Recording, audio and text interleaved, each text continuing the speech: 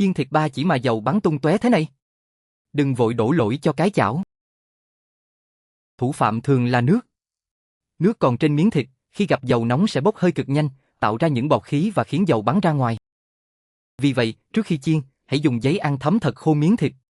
Lau kỹ cả hai mặt, nhưng đặc biệt chú ý phần da, vì chỉ cần còn nước trên bề mặt, khi cho vào dầu nóng, dầu rất dễ bắn.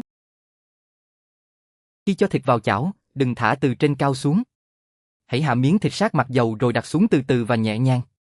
Cách này cũng giúp hạn chế dầu bắn mạnh ngay lúc bắt đầu chiên. Ngoài ra, còn có thêm một mẹo khác nữa, dùng lá chuối. Bạn có thể đặt một vài miếng lá chuối nhỏ sát cạnh miếng thịt để che bớt một phần dầu văng ra xung quanh. Nhưng nhớ nhé, lá chuối chỉ là mẹo bổ sung. Muốn giảm dầu bắn, điều quan trọng nhất vẫn là lau thật khô thịt trước khi chiên. Thịt càng ít nước, dầu càng ít có cơ hội bắn tung tóe.